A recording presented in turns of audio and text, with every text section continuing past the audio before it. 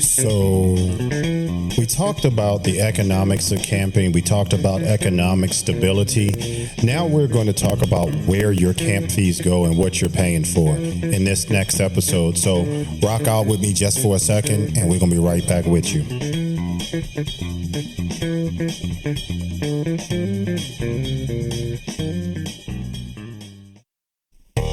Coming to the stage is the king of crazy. Let's put our hands together and welcome the king of crazy, Keon Hayes, and hanging with the Hazes. What's up, fam? Show you right. That's right. Give it up for my main man. Now let's get into this.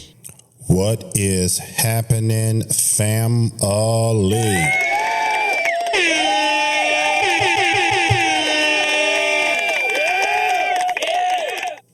So we're going to talk a little bit about what happens with your camping fees, where they go, and all that good stuff. So as you know, bear with me for a second. We're going to rock out, and then we're going to get out of here.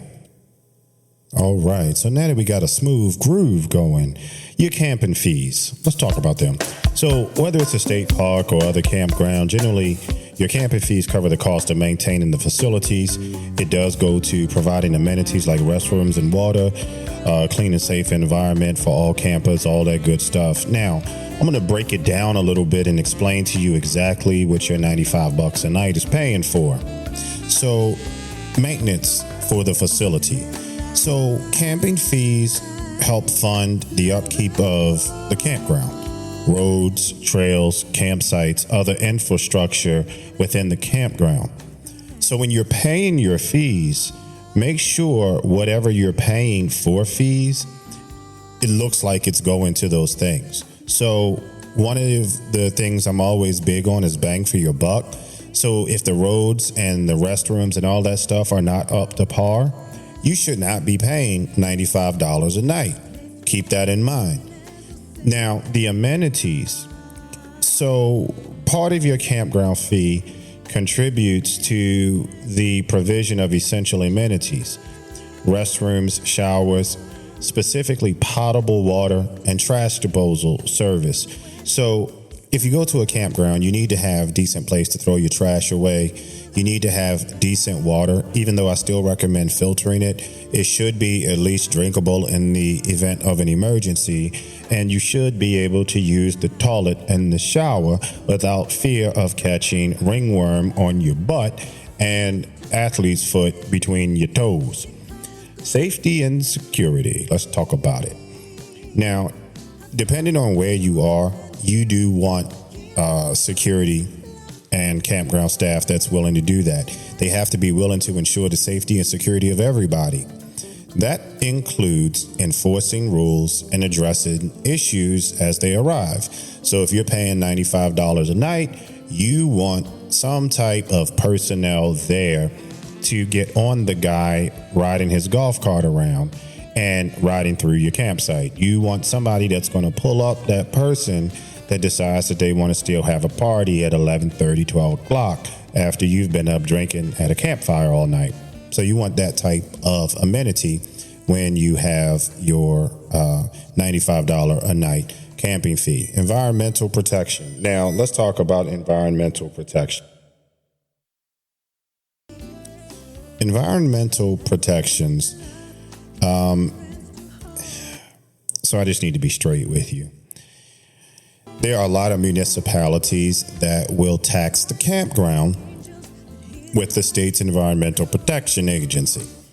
And the reason for that is because that they feel that it is necessary to collect a fee to campgrounds for protecting the natural environment within the campground and surrounding areas. Do I agree with it? No. Is there anything that we can do about it? No. Your reservation system that you pay, pay your fee with to reserve, that costs money. So if $95 is what they're charging a night, expect the reservation place to take 3 to 5% of that. And that's why the campgrounds typically only require one night up front, because they want to give them the least amount of money, and they figure if you drop $95, you're going to show up.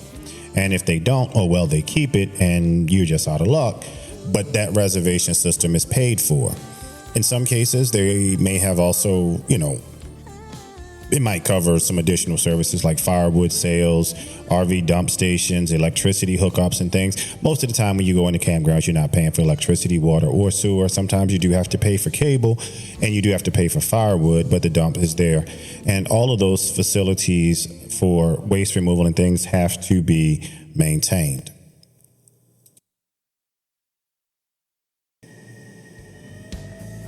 Now, depending on what campground you go to, some campgrounds have transaction fees that are absorbed, reservation fees, daily use fees, things like that.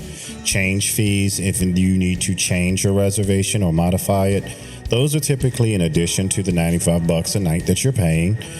Cancellation fees, of course, if you don't show up, late fees in the event that you wait too long to cancel your registration, you might exceed the cutoff window and be charged a late or cancellation fee. Those are there because somebody else could have had your site, and because you did not show up, that is a reason for them to can't keep your money. And that's usually a no-show fee where they just keep your first night's deposit. Utility fees are sometimes built in by the county or the municipality that they're in. Some campgrounds actually have resort fees and damage fees. Damage fees cover the costs associated with repairs and damage beyond ordinary use, and the resort fee is to cover amenities that such as, like some of them have laundry facilities, pools, hot tubs, saunas, gyms, garden, and of course the Wi-Fi, the Wi-Fi.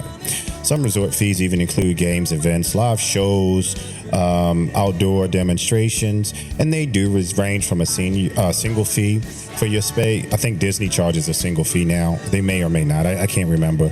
Or it could be a nightly fee like at a hotel resort or something like that. Now, one of the other fees that you have to remember that most campgrounds now have is an additional person fee. So you are charged an added fee for each person in your party, typically over 4. And it might come into the effect, like a lot of times in private campgrounds, sometimes, almost all the time, they're going to be in your national parks and stuff. So if you exceed the amount of people on your site, they're going to charge you for it. Now, fees aren't unreasonable 99% of the time, given the increased utility cost for the campground owner because you have somebody else there in the campground.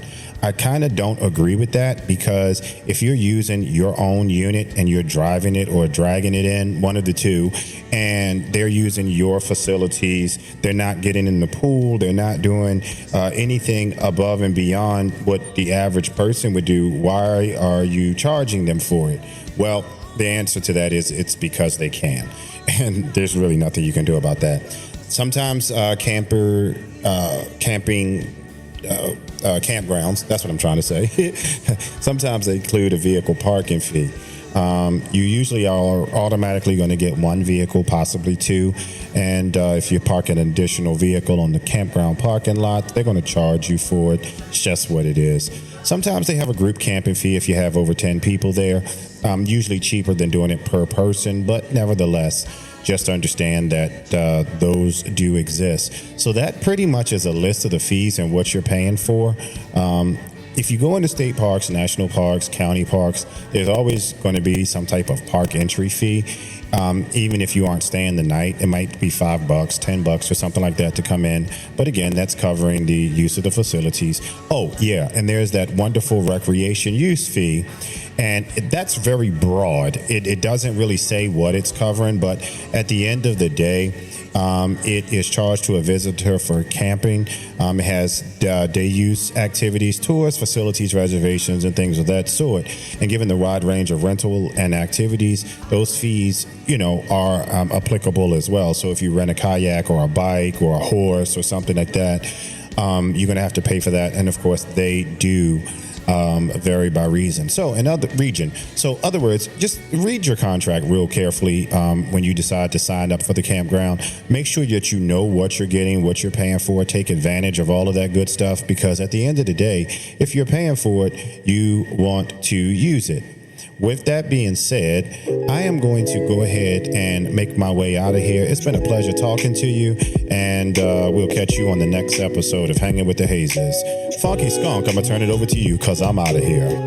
Be sure to join us on Apple Podcasts, Spotify, Amazon Music, and you can always catch us on Facebook and YouTube. Hanging with the Hazes.